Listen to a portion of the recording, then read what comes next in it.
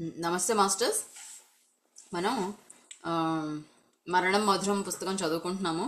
క్షణం క్షణం అనుభవైక జ్ఞానం అంటూ జోడన్ గారు చెప్తున్నారు.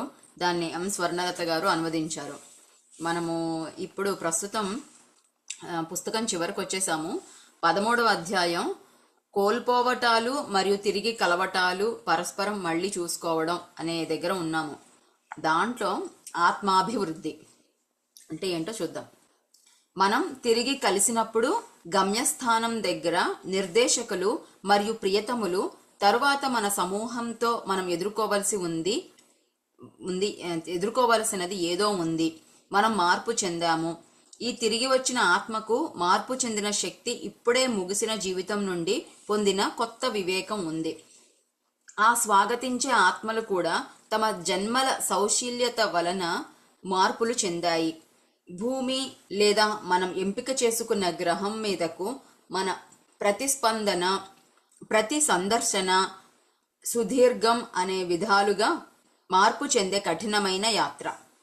ఓకే, ఏంటంటే మనము మొన్న ఒక సినిమా చూపించాను కొంచెం, ఆస్ట్రల్ సిటీ అనేసి. ఒక డాక్టర్ చనిపోయేసి పైన లోకానికి వెళితే అక్కడ ఒక తలుపు లాగా ఉంది, అది మొదలు పెట్టారు అట్లాగా. సో అట్లా అనమాట, మనము ఈ భూమి మీద జన్మని ముగించుకొని పైకి వెళ్ళినప్పుడు అక్కడ మన ఆత్మ సమూహం ఉంటుందన్నమాట, మన సమూహం ఉంటుంది. వాళ్ళు మనల్ని ఆహ్వానిస్తారు, చక్కగా ప్రేమగా ఆహ్వానిస్తారు. అట్లాగే మార్గ నిర్దేశకులు ఉంటారు, వాళ్ళు కూడా ఆహ్వానిస్తారు అన్నమాట. మనం ఎలా ఉంటాము అంటే, అనసమ్మ గారు అయితే మీరే ప్రశ్నించినట్టున్నారు, అదే ఆకారంలో ఉంటారా పైకి వెళ్ళినప్పుడు అని. దానికి ఇట్లా ఇక్కడ చెప్తున్నారు ఏమని అంటే, మనం పైకి వెళ్ళగానే మన ఈ జన్మలో ఇప్పుడే ముగిసిన జన్మలో ఉండే బంధాలు, జ్ఞాపకాలు, అండ్ ఇక్కడ తెలుసుకున్న జ్ఞానము ఇవన్నీ కూడా మనం అక్కడ కలిసి ఉంటాం అనమాట. దాంతో కలిసి ఉంటాము, ఆ చైతన్యంతో కలిసి ఉంటాం. మనకంటే అక్కడ కనిపించే మార్గదర్శకులు వీళ్ళందరూ ఏంటంటే ఎన్నో జన్మలు తీసుకొని ఉంటారు. వాళ్ళు ఇంకా ఎక్కువ జ్ఞానవంతులు అయి ఉంటారు అనమాట, మనకంటే ఎక్కువ జ్ఞానం అయి ఉంటారు వాళ్ళు.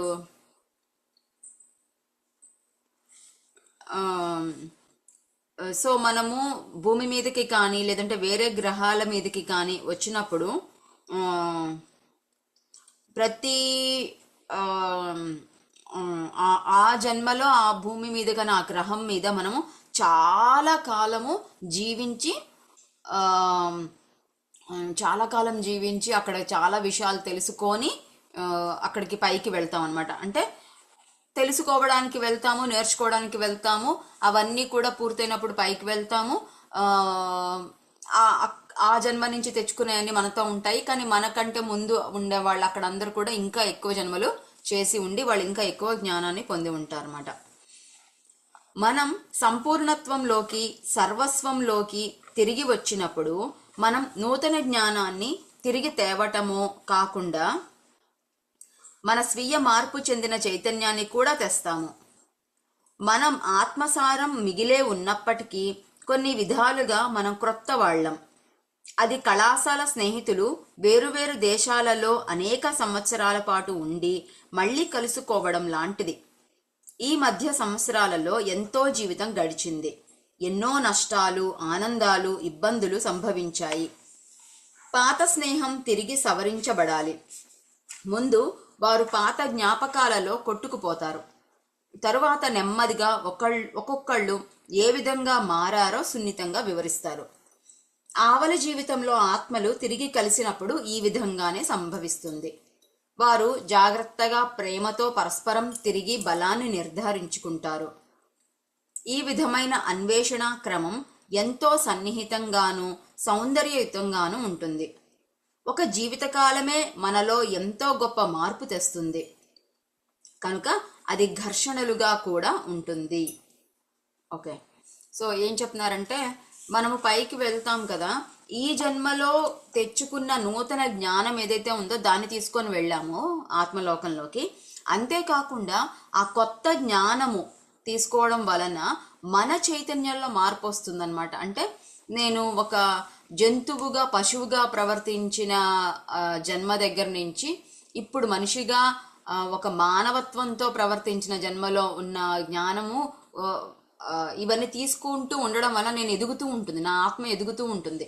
సో ఆ కొత్త ఆత్మ, కొత్తగా ఎదిగిన ఆ చైతన్యం కూడా మనం తీసుకొని వెళ్తాం అనమాట ఆ సంపూర్ణత్వంలోకి. అంతేకాదు ఇక్కడ ఎగ్జాంపుల్ కూడా చెప్పారు. కొంతమంది పాత స్నేహితులు చాలా సంవత్సరాల తర్వాత కలిసినప్పుడు ఏం చేస్తారు, ఫస్ట్ ఉన్న పళంగా జరిగిన టకటకటక మధ్యలో వాళ్ళు కొంతకాలం దూరంగా ఉన్నప్పుడు జరిగిన విషయాలు చెప్పుకోవడం కాకుండా ఎక్కడ ఆపారో ముందు అక్కడ మొదలు పెడతారనమాట. అరే చూడు అప్పుడు పోయిన ఆ సంవత్సరంలో చూసాను నిన్ను అని మొదలు పెడతాం అనమాట.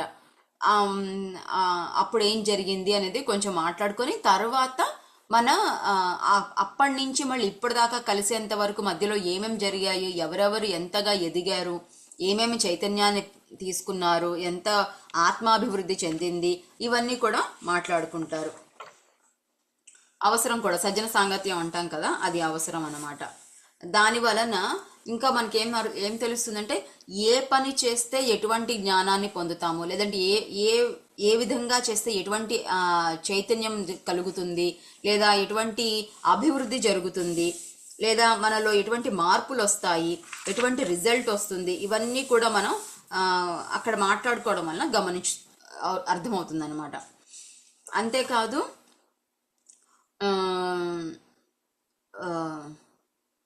అలాగా అందరూ కలిసి దాన్ని అనలైజ్ చేసుకొని వాళ్ళు జరిగిన విషయాలన్నీ మాట్లాడుకొని అనలైజ్ చేసుకోవడం వలన చాలా చక్కగా ఒకరికొకరు బాగా సన్నిహితం అవుతారు, ఇంకా బాగా ఎదుగుతారు, అండ్ సౌందర్యంగా కూడా ఉంటుంది. అంటే సౌందర్యం అంటే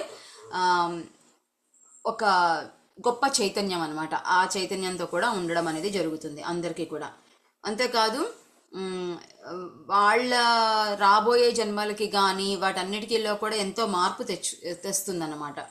అంతే ఇది చాలా ఘర్షణలుగా కూడా ఉంటుంది. అంటే మనము మన ఆత్మజ్ఞానాన్ని పొందే ప్రయత్నంలో హ్యాపీగా ఉంటాము, అంతేకాదు ఎంతో ఘర్షణలు పొందుతాం కదా, ఘర్షణలు పొందితేనే కూడా ఆత్మజ్ఞానం పొందుతుంది.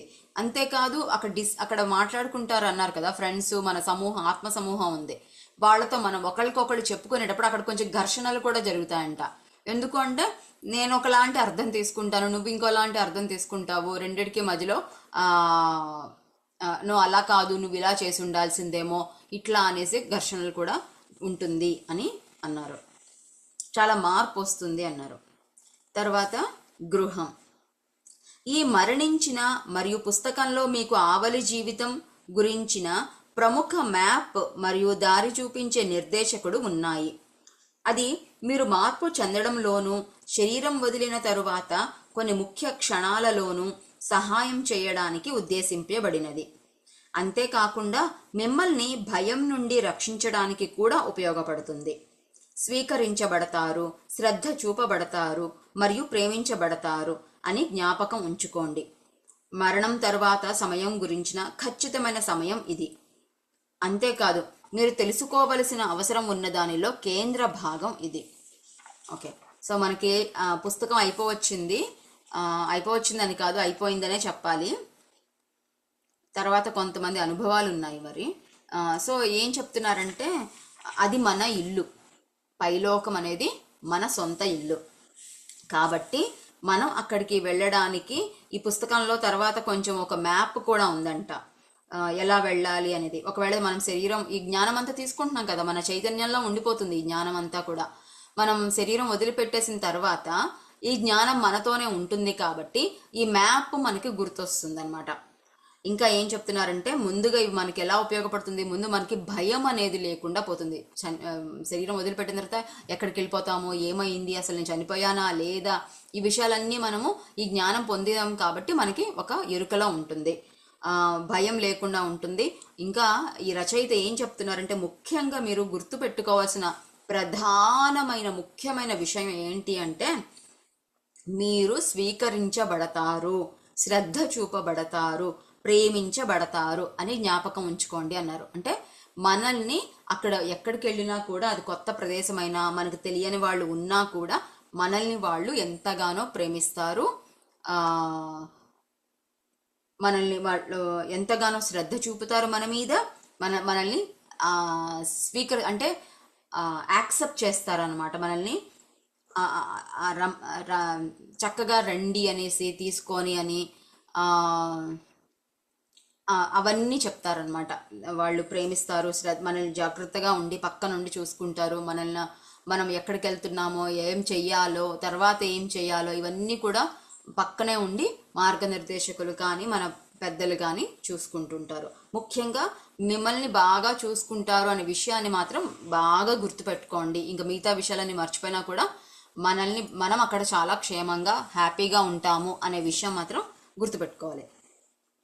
ఇప్పుడే మీరు దారి చూపించే నైపుణ్యాలను స్వయంగా పెంపొందించుకోవడం అనేది మరణించిన వెంటనే ఆవలి జీవితానికి బ్రహ్మాండమైన సంపద, మరణం గురించిన పుస్తకాలు అసలైన స్వీయ సహాయక నిర్దేశకులు.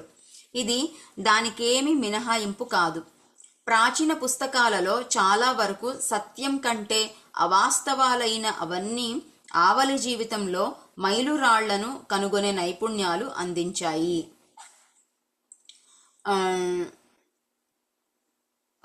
ఇప్పుడే మనము అంటే జీవించి ఉండేటప్పుడే ఈ ఏమేమి నైపుణ్యాలు అంటే ఈ కొత్త కొత్త జ్ఞానం కానీ, కొత్త విషయాలు కానీ, మనల్ని మనం ఎదిగే విధంగా చేసుకునే విషయాలన్నీ పెంపొందించుకోవడం వలన ఏమవుతుందంటే మరణించిన వెంటనే ఆవలి జీవితంలో చాలా హ్యాపీగా ఉండడానికి కావలసిన సంపద ఇవన్నీ కూడా మనకి ఆవలి జీవితానికి ఇదంతా గొప్ప సంపద అనమాట. అంటే ఈ జన్మలో మనం మరణానికి సంబంధించిన జ్ఞానం ఏదైతే తెలుసుకుంటామో అవన్నీ కూడా పైలోకంలో మనకి ఒక గొప్ప సంపదగా ఉంటుంది. దాంట్లో అసలు సందేహమే లేదు అని చెప్తున్నారు అన్నమాట. పాత పుస్తకాలలో అంటే మన యొక్క మతపరమైన గ్రంథాలు వాటిల్లో ఉన్న విషయాలు చాలా వరకు అవాస్తవాలు అని చెప్తున్నారు. అంటే మనల్ని భయపించడానికి, సన్మార్గంలో నడిపించడానికి క్రియేట్ చేయబడ్డాయి అనమాట. చాలా మత గ్రంథాల్లో అలాగే ఉంటుంది. నువ్వు అక్కడికి వెళ్తే నరకం ఉంటుంది, ఇవన్నీ కూడా చెప్తారనమాట. ఎందుకు అంటే ఇక్కడ అలా భయపడితే కానీ మనం చేయమని నేను చాలా గమనించాను. మొదటి నుంచి కూడా మనకి భయంతోనే అన్నీ చేపించారు. ఉదాహరణకి మన పెద్దవాళ్ళు ఇలా రా, లేదంటే కళ్ళు పోతాయి, కాళ్ళు ఎరగొడతాను, ఏదో ఒకటి అనమాట, దేవుడికి కోపం వస్తుంది, ఇట్లాంటివన్నీ. కానీ నిజంగా అసలు ఎంతో ప్రేమమూర్తి కదా దేవుడు అంటే. అసలు ఎవరిని శిక్షించరు. పైలోకాల్లో ఆత్మలోకంలో ఆత్మ దివ్యమైనది. సో దైవ స్వరూపము, ఆత్మలు ఎక్కడా కూడా ఎవరిని బాధించరు. కాబట్టి అవన్నీ కూడా అవాస్తవాలు. ఈ విషయాలు మనం బాగా గుర్తుపెట్టుకోవాలి. పైకి వెళ్ళిన తర్వాత మనకి బాగుండాలి అంటే ఇవన్నీ కూడా గుర్తుపెట్టుకోవాలి అని చెప్పారు. మీ మరణానికి ఈ యాత్రకు స్వాగతం. దానిని నేను ఎన్నోసార్లు అనుభవించాను. మీరు ముందుకు చూసి భయపడకుండా నడవడంలో తోడ్పడడానికి నేను మీకోసం దీపం పట్టుకొని నిలిచి ఉన్నాను. మీరు ఈ జీవితాన్ని వదిలి వెళ్ళేటప్పుడు మేము ఆవలి వైపున మీకు శుభ ప్రయాణాన్ని కోరుతున్నాము. మేము మీకోసం ఎదురు చూస్తున్నాము. మిమ్మల్ని గృహానికి స్వాగతిస్తున్నాం. చీకటి ద్వారం తెరుచుకొని ప్రేమకాంతి మిమ్మల్ని లోనికి తీసుకుంటుందని నేను మీకు మాట ఇస్తున్నాను. రచయిత చెప్తున్నారు మాట చివరగా. మనం అంటాం కదా, లాస్ట్లో ఎవరైనా వెళ్ళిపోతూ ఉంటే హ్యాపీ జర్నీ అంటాము, మీకు అక్కడంతా బాగుండాలి అని కోరుకుంటాం కదా, అలా చెప్తున్నారు అన్నమాట ఆయన. ఏమని, మనము ఎప్పుడైతే శరీరం వదిలిపెట్టి వెళ్తామో అప్పుడు నేను అక్కడ ఉంటాను. పైగా ఈ జ్ఞానం అంతా మీకు ఎంతగానో ఉపయోగపడుతున్నందుకు నేను చాలా సంతోషిస్తున్నాను. మీరు అసలు ఏమాత్రం భయపడవద్దు. ఈ జ్ఞానంతో నేను మీకు ఒక దివ్య జ్యోతిని పట్టుకొని నిలబడుతున్నాను మీరు వచ్చే మార్గంలో. అండ్ మేము ఈ మార్గదర్శకులం అందరం కూడా మీరు శరీరం వదిలిపెట్టి పైకి వచ్చిన తర్వాత మీ ప్రయాణం శుభంగా జరగాలని కోరుకుంటున్నాము. అండ్ మీకోసం ఎదురు చూస్తున్నాము. అండ్ ఇది మీ ఇల్లు, మీ ఇంటికి మిమ్మల్ని ఆహ్వానిస్తున్నాం, స్వాగతిస్తున్నాము. మీరు ఎప్పుడైతే శరీరాన్ని వదిలిపెడతారో అప్పుడు ఆ చీకటి, అజ్ఞానము అనే చీకటి నుంచి జ్ఞానము అనే దివ్య కాంతి లోపలికి మీరు వస్తారు అని ఆ కాంతి మిమ్మల్ని లోపలికి ఆహ్వానిస్తుంది అని నేను మాట ఇస్తున్నాను. మీరు చీకట్లో ఉండరు, భయపడాల్సిన అవసరం లేదు అని ఆయన చెప్తున్నారన్నమాట. సో దీంతో ఈ 13వ అధ్యాయం పూర్తయింది.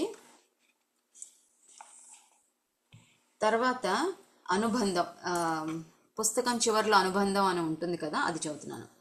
వాహకత్వం నెరిపే విధానం మార్గం ఏర్పరచటం. ఓకే, వాహకత్వం ఆదిమ నిరక్షరాస్య సంస్కృతుల నాటిది. ఒకానొక ప్రత్యేక తెగకు మరియు సర్వాత్మ తలానికి మధ్య షామన్స్ మధ్యవర్తులుగా నియమింపబడ్డారు. జపాలు, నాట్యాలు, మేల్కొని ఉండడం, ఉపవాసాలు, శ్వాసక్రియను వేగవంతం చేయడం లేక మనస్సుపై ప్రభావం చూపగలము. మొక్కల ద్వారా షామన్స్ ఒక మార్పు చెందిన స్థితిలోకి ప్రవేశించారు. అది ఆవలి వైపున ఉండి సంకేతాలతో సమాచారాన్ని మరియు సహాయాన్ని అందించే సత్యంకు మార్గం ఏర్పరిచింది. ఓకే, ఇక్కడ నుంచి ఏంటంటే జోడని చెప్పడము పైలోకాల గురించి వివరించడం కాకుండా ఇంకా కొత్త ఎక్స్ట్రా విషయాలన్నీ కూడా మనం తెలుసుకోబోతున్నాం. వాహకత్వము అంటే ఏంటంటే ఛానలింగ్ మీడియం అని అంటారు. అది ఏంటి, అది ఎలా జరిగింది అని అనమాట. అంటే పైలోకాలకి భూమికి మధ్యలో వాళ్ళు ఒక మీడియంగా ఉంటారు అన్నమాట, మధ్యవర్తిగా ఉంటారు. పైలోకాల నుంచి వచ్చిన జ్ఞానాన్ని కింద లోకాల వాళ్ళకి అందివ్వగలుగుతారు అన్నమాట వీళ్ళందరూ. ఇది ఈ ప్రక్రియ ఎప్పటి నుంచి అంటే నిరక్షరాస్య సంస్కృతులు అంటే ఎప్పుడుదో ఎప్పటి నుంచో కొన్ని వేల వేల వేల సంవత్సరాల నుంచి కూడా ఆదిమవాసి దగ్గర నుంచి తెగలు అన్నీ ఉండేటప్పటి నుంచి కూడా పైలోకాల నుంచి వచ్చే జ్ఞానాన్ని తన చుట్టుపక్కల ఉండే మనుషులందరికీ అందివ్వడం అనే సంస్కృతి అనేది అన్ని చోట్ల ఉంది. దానికోసమనే మనం చేసేది జపము, నాట్యం ఆడడము, ఉపవాసం చేయడము, శ్వాసక్రియని మార్చడము, మనస్సుపై ఇవన్నీ కూడా చేస్తూ ఉంటాము. ఇలాగా అమెరికాలో కొన్ని తెగలు వాళ్ళు అంటే అమెరికాలో ఉండే అసలైన అమెరికన్స్, వాళ్ళని నేటివ్ అమెరికన్స్ అంటారు. వాళ్ళల్లో ఈ పైలోకాల నుంచి కనెక్షన్ తీసుకోవడానికి వాళ్ళని షామన్స్ అంటారు అనమాట. ఆ షామన్స్ గురించి చెప్తున్నారు. ఈ షామన్స్ ఏం చేస్తారు, మొక్కల ద్వారా ఒకలాంటి ఆల్టర్నేటివ్ కాన్షియస్లోకి వెళ్తారు అనమాట. అంటే ఉదాహరణకి ఇప్పుడు నేను ఒక చైతన్యంలో ఉన్నాను, కానీ నేను ధ్యానంలోకి వెళ్ళానంటే ఇంకోలాంటి చైతన్యంలో ఉంటా. నిద్రపోయేటప్పుడు ఇంకోలాంటి చైతన్యం ఉంటుంది నాకు. లేదు పూర్తిగా మందు తాగిన తర్వాత ఒకలాంటి మత్తులో ఉంటాం కదా, అప్పుడు ఇంకోలాంటి చైతన్యం ఉంటుంది. సో ఇక్కడ షామన్స్ అనేవాళ్ళు పైలోకాలకి కనెక్షన్ ఏర్పరచుకునేటప్పుడు ఒకలాంటి స్థితిలోకి వెళ్తారనమాట, ఒక మార్పు చెందిన స్థితిలోకి వెళ్తారు. ఆల్టర్డ్ కాన్షియస్ అంటారు. అలా అక్కడి నుంచి వాళ్ళు సత్యాన్ని అందుకుంటూ ఉంటారు, సమాచారాన్ని అందుకుంటూ ఉంటారు, సహాయాన్ని కూడా అందుకుంటుంటారు. The Egyptian book of the dead పూజారులచే ముఖ్యమైన విగ్రహాలు ఉపయోగించి శ్రద్ధ కేంద్రీకరించడం ద్వారా వాటిని మైమరపు స్థితిలో ఉంచి వాహకత్వం చేశారు. The Tibetan book of the డెడ్కు కూడా వాహకత్వమే మూలం. అదేవిధంగా హిందువులు పవిత్రమైన గ్రంథాలైన వేదాలు కూడా. ఓకే, ఛానలింగ్ అన్నమాట.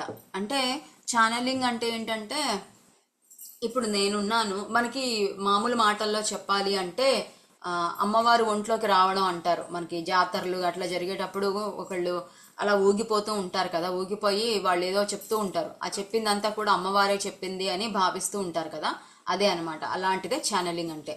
అది వేరొక ఇప్పుడు ఎవరైతే వ్యక్తి మాట్లాడుతున్నారో అది వాళ్ళు మాట్లాడింది కాదు, అమ్మవారే మాట్లాడారు, గ్రామదేవత మాట్లాడింది అని అనుకుంటాం కదా.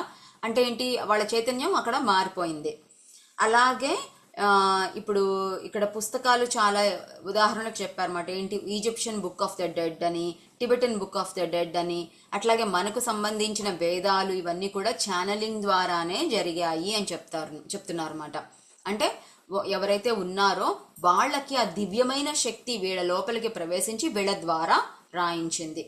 ఆటో రైటింగ్కి ఎగ్జాంపుల్ మన వ్యాసుడు వ్రాసిన మహాభారతము ఆటో రైటింగ్కి ఎగ్జాంపుల్ అని చెప్తారన్నమాట. ఎందుకు అంటే వాళ్ళు రాసేటప్పుడు వాళ్ళు ఇది కూడా తెలుసు కదా మనందరికీ, ఏంటి వ్యాసుడు ఎంత ఫాస్ట్గా చెప్తుంటే గణపతి అంత ఫాస్ట్గా రాసేవాళ్ళు, ఎక్కడ ఆపడానికి లేదు అని అన్నారు కదా. సో అవన్నీ ఏంటంటే అర్థము, వ్యాసుడు అనుకోండి ఆయన మధ్యలో ఆపచ్చు, కానీ ఒక ఛానలింగ్ జరుగుతుంది, ఒక దివ్యమైన శక్తి ఆయనలోకి ప్రవేశించింది కాబట్టి ఆ శక్తి ఉన్నంతసేపు టకటక పనిచేసేసి వెళ్ళిపోతుంది అనమాట. అది రాయడానికి తగినంత శక్తివంతుడు వినాయకుడు అని చెప్పేసి తీసుకొచ్చారు. సో అది ఒక ఆటో రైటింగ్, ఆయన కూడా అంతే ఫాస్ట్గా రాయగలరు, అసలు పెన్ అనేది పక్కన పెట్టకుండా తన కంట్రోల్ లేనంతగా అది రాయగలరు అన్నట్టు అనమాట. ఇప్పటికీ కూడా ఆటో రైటింగ్ రాసేవాళ్ళు వాళ్ళకి తెలిసి తెలియకుండానే అది రాసేస్తుంటారు. రాసేసిన తర్వాత చదువుతారు అన్నమాట వాళ్ళు, మళ్ళీ మామూలు స్థితిలోకి వచ్చిన తర్వాత అసలు ఏం రాశాను నేను అనేది అప్పుడు వాళ్ళు చదువుతారు. అట్లా మన పిఎస్ఎస్ఎంలో కూడా చాలా మంది ఆటో రైటింగ్ రాసేవాళ్ళు ఉన్నారు. ఆటో రైటింగ్కి మనం కూడా ప్రాక్టీస్ చేయొచ్చు అనమాట, అది కూడా పెద్ద విషయం కాదు, ఎవరైనా సరే ప్రాక్టీస్ చేయొచ్చు ఆటో రైటింగ్ అనేది. ఓకే, గ్రీకులోని డయోనిషన్ జాతిలో వైన్ను మొక్కల ఆధారిత మందులను ఉపయోగించి మార్పు చెందిన స్థితులను సృష్టించి ఏంజెలోస్ లేదా వార్తాహరులు అనే ఆత్మ నిర్దేశకులను పిలిచేవారు. వాళ్ళు సైకోమాంటియన్స్, చీకటి గదుల వంటి అర్థాలను ఆ సర్వాత్మలోకానికి అనుసంధించడానికి వాడేవారు. అంటే వేరే వేరే కల్చర్స్లో ఈ ఆత్మతో అనుసంధానం అవ్వడం అనేది ఎలాగో చెప్తున్నారు. గ్రీక్ డయోనిషియన్ అనే జాతిలో కూడా వాళ్ళు ఇలాగే చేస్తారంటే ఏంటి, వైన్ మొక్కల నుండి వైన్ తయారు చేస్తారు కదా, అదొక మందు తయారు చేస్తారు, ఆ మందు ద్వారా వీళ్ళు ఛానలింగ్ చేస్తారన్నమాట. ఇప్పటికీ కూడా మనకు ఒకటి మందు ఉంది, అది చాలా, ఆ పేరు చాలా కష్టమైనది, క్లిష్టమైనది, నాకు పలకడానికి రాదు, ఏతో స్టార్ట్ అవుతుంది అనుకుంటా, చాలా పెద్ద పదం. సో అది గనక మనం ఆ ఆకుతో సంబంధించిన ఆ మందు గనక మనం తిన్నాము అంటే ఆ చెట్టు నుంచి వచ్చింది, మనం కూడా ఒకలాంటి ఆల్టర్డ్ కాన్షియస్లోకి వెళ్ళిపోతాం అన్నమాట. వెళ్ళిపోయేసి మనకి రకరకాల హాలుసినేషన్స్ ఏందేందో కనిపించడము ఇలాంటివన్నీ జరుగుతూ ఉంటాయి అంటారు. ఆత్మ నిర్దేశకులుని ఈ వైన్ ద్వారా వాళ్ళు వార్తాహరులుగా మారుతారన్నమాట. అంటే పైలోకాల నుంచి వార్తలు సందేశాలు అందుకునే వాళ్ళుగా మారుతారు. ఆత్మ నిర్దేశకుల్ని కలుస్తారన్నమాట. కలిసి చీకటి గదులు అలాంటి ప్రదేశాలను ఏర్పాటు చేసుకుని అక్కడైతే సర్వాత్మలోకంతో అనుసంధానించబడతామని వాళ్ళు అలాంటి వాడేవాళ్ళు. అంటే మొక్కల నుంచి వచ్చిన మందు వాడతారు, చీకటి గదుల్ని వాడతారు. బైబిల్లో చాలా భాగం వాహకత్వం నుండే వచ్చినదే. సెయింట్ జాన్ యొక్క బుక్ ఆఫ్ రివల్యూషన్ కూడా ఛానలింగ్ చేయబడినదే. అరబ్లో జొరాస్టర్ అవెస్టా కూడా ఛానల్ ద్వారా వచ్చినదే. ఖురాన్ మహమ్మద్ అల్లా యొక్క దివ్య ఉనికిని పొందినప్పుడు ఛానల్ చేయబడిన విషయమే. అన్ని మతాల్లో కూడా ఛానలింగ్ అనేది చాలా మామూలు విషయము. ఈ గ్రంథాలన్నీ కూడా అలాగే వచ్చాయి అని చెప్తున్నారు. బైబిల్లో చాలా భాగం కానీ, ఖురాన్ కానీ, జొరాస్టర్ కానీ ఇవన్నీ కూడా ఛానలింగే జరిగింది అని చెప్తున్నారు. సాధారణంగా మతాల చరిత్ర వాహకత్వపు చరిత్రగా అర్థం చేసుకోవచ్చు. జాన్ క్లిమో వాహకత్వంలో భౌతిక మరియు అభౌతిక చైతన్యాల మధ్య జరిగిన ఆధ్యాత్మిక సంభాషణ నమోదు చేయబడి ఉంటుంది అని అంటారు. ఓకే, జాన్ క్లిమో అంట, అది తెలుగులో అలా రాశారు కాబట్టి అలా చదివాను, బట్ ఇంగ్లీష్లో వేరేలా ఉండుంటుంది, అప్పుడు అర్థమవుతుంది అనుకుంటున్నాను. సో ఈ పుస్తకము ఏమంటున్నారంటే మతాలకి సంబంధించిన చరిత్ర ఏదైతే ఉందో అది ఛానలింగ్ చరిత్ర అని అనుకోవచ్చు మనం, ఎందుకంటే అన్నీ కూడా ఛానలింగ్ ద్వారానే అందివ్వబడ్డాయి. అంతేకాదు ఆ పుస్తకం పర్టికులర్ జాన్ క్లిమో అనేది ఎలా అంటే, ఇప్పుడు నేనున్నాను, నా లోపల ఒక దివ్యమైన చైతన్యము నా లోపల ప్రవేశిస్తుంది, అది ఒక విషయం చెప్తూ ఉంటే నా చైతన్యం ఉంటుంది కదా, నా చైతన్యం దాన్ని ప్రశ్నిస్తూ ఉంటుంది అనమాట. అంటే లావణ్యేమో కొన్ని ప్రశ్నలు అడుగుతూ ఉంటుంది, ఆ దివ్య చైతన్యం సమాధానాలు చెప్తూ ఉంటుంది. రెండు నాలోంచే వస్తాయి, రెండు నా నోట్లోంచే మాటలు వినిపిస్తూ ఉంటాయి. కానీ తేడా బాగా తెలుస్తుంది అన్నమాట. ఆత్మజ్ఞానం తేడా తెలుస్తుంది. అలాగే గొంతు మారుతుంది కొంతమందికి. ఈ ఛానలింగ్ అనేది యూట్యూబ్ వీడియోల్లో కూడా ఉంటాయన్నమాట. చాలా మంది అలా కళ్ళు మూసేసుకొని ఊగిపోతూ మాట్లాడుతూ ఉంటారన్నమాట. వాళ్ళు చెప్తుంటారు, ఇప్పుడు నా నోట్లోంచి వస్తున్నా కూడా నేను కాదు చెప్పేది, వేరే వాళ్ళు కాబట్టి, దివ్యాత్మ కాబట్టి వాళ్ళు అంటారన్నమాట, ఈ లావణ్య ఉంది చూసావా, లావణ్య ఈ పని చేసింది, లావణ్య అప్పుడు అలా చేసిందని నా నోట్లోంచే వస్తూ ఉంటుందన్నమాట. సో అది చైతన్యము. ఆ జానక్లియో అనేది ఆ ఇద్దరికి మధ్యలో ఉండే సంభాషణ, ఆధ్యాత్మిక భౌతిక చైతన్యాలకి మధ్యలో ఉండే సంభాషణ అని చెప్తున్నారు. ఆధునిక కాలంలో Edgar Cayce, Alice Bailey, the Tibetan, Ruth Montgomery, Jane Roberts, Seth జ్ఞానాన్ని అందించిన జైన్ రాబర్ట్స్, హెలెన్ కోన్షుమన్ కోర్స్ ఇన్ మిరాకిల్స్ అనే పుస్తకం రాశారు. జెడ్ నైట్ రామ్తా పుస్తకం రాశారు. వీళ్ళందరూ కూడా ఛానలింగ్ ద్వారానే ఇచ్చారన్నమాట. ఈ సర్వాత్మ లోకం నుండి మనం ఈ గ్రహం మీద జన్మ తీసుకున్న కారణాల గురించి ఎంతో జ్ఞానాన్ని అందించారు. ఈ ఆధునిక వాహకులు ఈ క్రింది విషయాలను విశ్వవ్యాప్తంగా అంగీకరించారు. సో చాలా మంది, చాలా పుస్తకాలు, చాలా ఛానలర్స్ వాళ్ళ పేర్లు ఇచ్చారన్నమాట. వాళ్ళందరూ కూడా చాలా జ్ఞానాన్ని అందించారు. పైలోకంలో ఉండే జ్ఞానం ఈ లోకంలోకి అందించారు. అండ్ ఈ విశ్వవ్యాప్తంగా అంగీకరించిన విషయాలు ఏంటో ఇప్పుడు కొన్ని పాయింట్లు ఇక్కడ చూద్దాం. దైవమే మనం మరియు మనమే దైవాలం. మనం దైవాల కంటే వేరుగా లేము. అంతా దివ్యత్వంలోని భాగమే. విశ్వ సామూహిక చైతన్యం సర్వస్వం అనేది తెల్లగడ్డం ఉన్న ఒక రూపం కాదు. అన్ని ఆత్మలు, అన్ని చైతన్యాలు కలిసిన మొత్తం. ఓకే, దైవం వేరేగా లేదు, మనలోనే దైవం ఉంది, దైవంలోనే మనం ఉన్నాము, వేరుగా ఏమీ లేదు అని చెప్పారు. అట్లాగే ఈ విశ్వ చైతన్యము అన్నా, దేవుడు అన్నా, సర్వస్వము అన్నా అర్థం ఏంటంటే జీసస్ లాగానో లేకపోతే జీసస్ లాగా తెల్లగడ్డం పెట్టుకున్న ఒక వ్యక్తి కాదు, అలాగే కిరీటాలు పెట్టుకున్న దేవుళ్ళు కాదు. అదొక ఆత్మ చైతన్యం, అదొక చైతన్యం, అన్ని ఆత్మలు కలిసి, అన్ని చైతన్యాలు కలిసిన ఒక రూపం అని చెప్తున్నారు. దానికి ఆ రూపం అనేది లేదు అసలు. రెండో పాయింట్, ఆత్మలు మళ్ళీ మళ్ళీ జన్మలు తీసుకుంటాయి, మనం ఒకసారి మాత్రమే జన్మించము. అది క్రిస్టియానిటీలో అండ్ ఇస్లామిక్లో వాళ్ళు మరుజన్మని, పునర్జన్మ సిద్ధాంతాన్ని నమ్మరన్నమాట. కాబట్టి ఇక్కడ ఆ విషయం ఖచ్చితంగా చెప్తున్నారు, మళ్ళీ మళ్ళీ మనం జన్మలు తీసుకుంటాము, ఒకటే జన్మ కాదు. మూడో పాయింట్, అక్కడ మరణించిన ఆత్మలు మరణాన్ని సర్దుబాటు చేసుకొని జీవితాలలోని మరియు సందిగ్ధతలకు స్వస్థత చేకూర్చుకునే జన్మల మధ్య ఉనికి మాత్రమే ఉంది తప్ప నరకం లేదు, శాపాలు లేవు, శిక్షలు లేవు. ఆత్మలోకం అంటే ఏంటి? శరీరము మరణించిన తరువాత ఆత్మ అక్కడ కొంచెం సర్దుబాటు చేసుకుంటుంది. అంటే ఈ జన్మ నుంచిలో నేర్చుకున్న విషయాలన్నీ కూడా అక్కడ సంకలనం చేసుకోవడము, అర్థం చేసుకోవడము, కొంతకాలం విశ్రాంతిని పొందడము, మళ్ళీ తర్వాత జన్మకు కావాల్సిన శక్తిని, శరీరాన్ని పొందేంత వరకు అక్కడ ఉండడము, అవన్నీ చేయడానికి ఆత్మలోకం ఉంది. అంతేకాని అక్కడ ఎక్కడా కూడా నరకం కానీ, శిక్షలు కానీ, శాపాలు కానీ లేవు అని చెప్తున్నారు. తర్వాత పాయింట్, మనం వ్యక్తిగత ఆత్మలుగా నేర్చుకొని పరిణితి చెందడానికి భూమి మీదకు వస్తాము. అంతిమంగా మనం నేర్చుకున్నదంతా సర్వస్వం దైవం దగ్గరకు తీసుకువెళతాము.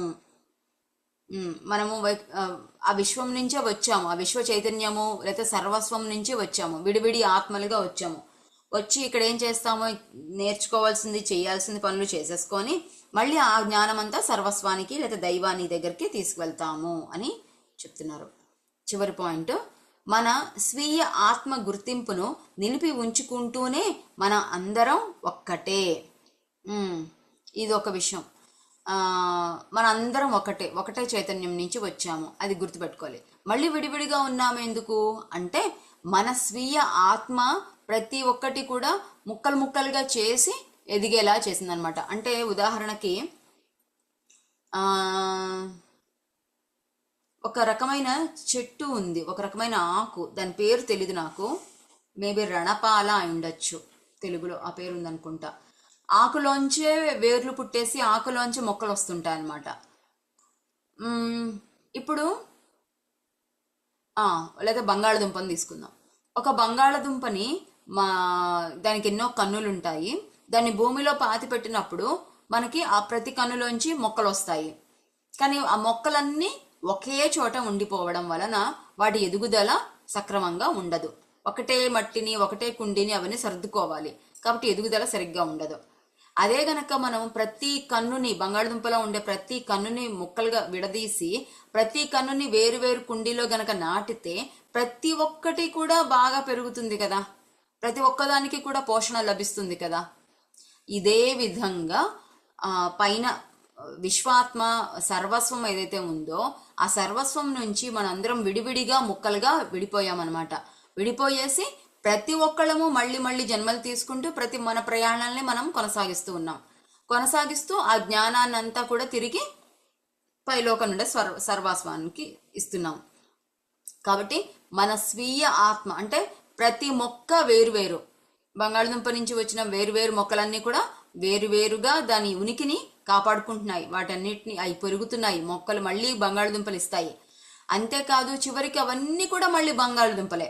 మళ్ళీ దాని లోపల నుంచి వచ్చిన ఆ పంట అంతా ఒకసారి ఒక బస్తాలోకి ఎత్తేసిన తర్వాత ఏ మొక్క నుంచి ఏది వచ్చిందంటే మనం చెప్పలేము. అలాగే వాటిలోంచి ఆకు తీసినా ఏది తీసినా ఎక్కడి నుంచి ఏమొచ్చిందంటే మనం చెప్పలేము. అదే విధంగా ఇక్కడ కూడా ఇంతే అన్నమాట. మనం ఒకటే చోటు నుంచి వచ్చాము, విడివిడిగా కాపాడుకుంటూ ఎదుగుతున్నాము, కానీ మళ్ళీ చివరికి అంతా కూడా ఒక్కటే, అందరం ఒక్కటే అని చెప్తున్నారు. ఓకే, ఇంతటితో ముగిద్దామా, లేకపోతే ఇంకా చాలా ఉంది, తర్వాత చూసుకుందామా నెక్స్ట్ సెషన్లో. Okay, thank you masters.